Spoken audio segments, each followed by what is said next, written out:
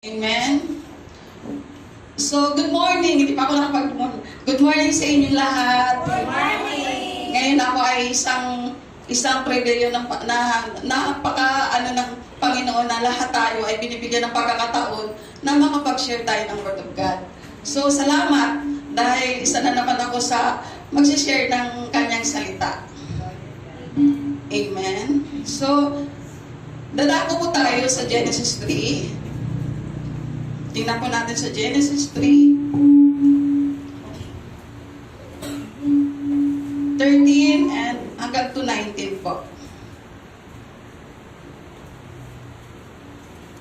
Sige po. Bakit mo ginawa ang bagay na yun? Tanong ng Panginoong Yahweh. Ay, ang title po pala muna is yung pagkasala po ng tao. Amen.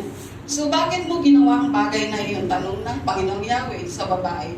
Mangyari po, inilim lang ako ng ahas, kaya ako natuksong kumain. Sagot naman ito. At sinabi ng Panginoong Yahweh sa ahas, sa iyong ginaway, may parusang dapat na ikaw lang sa lahat ng hayop ang magdurusa. Mula ngayon, ikaw ay gagapang at ang pagkain mo'y alikabok lamang. Kayo ng babae aking pag-aawain. Binhi mo at binhi niya ay lagi kong paglalabanin. Binhi niya ang dudurog sa iyong ulo at sa sakong niya ikaw ang tutuklaw. Sa babae naman ito ang sinabi. Sa pagbubuntis mo hirap ang daranasin at sa panganganak sakit mo'y titiisin. Ang asawang lalaki iyong nanasain. Pasasakop ka sa kanya at siya mong susundin. Ito naman ang sinabi ng Diyos kay Adan.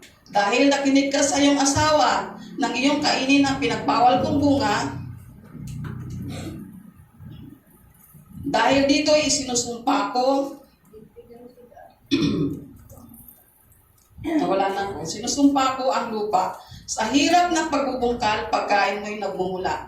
Mga damo at inik, ang iyong aanihin, halaman sa gubat, ang iyong kakainin. Sa pagod at pawis, pagkain mo'y manggagaling. Maghirap ka hanggang sa malibing. Dahil sa alabok, doon ka nang galing. Sa lupang alabok ay babalik ka rin.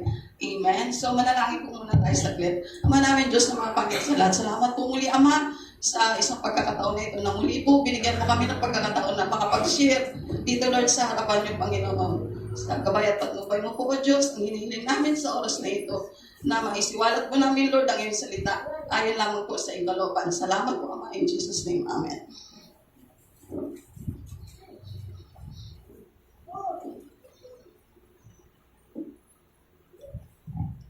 So, alam naman po nating lahat ang kwento ko kung paano po nanilang sina Eva at Adan at ng Diablo at ang mga nagkasala laban sa Diyos.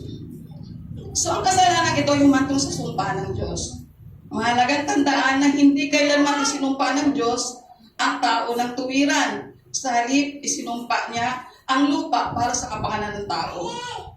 Para sa babae, sinabi niya sa kanya na magluluwal siya sa sakit. At sa Diablo naman, sinabi niya na inilagay niya ang isang sinumpa. Inilagay niya ang isang sinumpa sa Diablo. Ang sumpa ng Diyos ay hanggang ngayon nasa ating henerasyon. Kahit hanggang sa araw na ito, ang mga babae ay nanganganak pa rin dahil sa sakit. Ang tao ay nakikipagbunyagi pa rin upang matugunan ang mga pangailangan.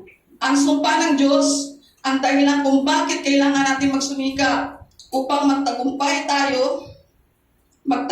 ngayon sa buhay. Hindi ang Diyos ang nasa likod ng pagdurusa natin. Nagdurusa tayo ngayon dahil sa kasalanan. Ang kasalanang tinutukoy ko ay hindi kasalanan na nagawa natin. Ito ang kasalanang minana natin kay Adan. Ang kasalanan ay naging sanhi ng pagkahulog ng tao mula sa kaluwalhatian ng Diyos. Nang ang tao ay nagkasala, walang ibang pagpipilian ng Diyos, kundi alisin siya sa kanyang presensya at lahat ng iba pang bagay ay bunga lamang ng kasalanan ng tao. So, amen. Amen. So, sa atin nung ngayon, sa ating henerasyon, sa atin nung ngayon na henerasyon, itong panahon natin, itong ating generation. So, ano ho ba ang biblikal na lunas para sa sumpa ng Diyos. So, ang kaligtasan ang lunas ayon sa Biblia, sa sumpang ito. So, sa araw po na magsisi tayo at sa araw din, tatanggapin natin ang ating Panginoong Yesus bilang ating tagapagligtas at personal na tagapagligtas sa araw na iyon ay magiging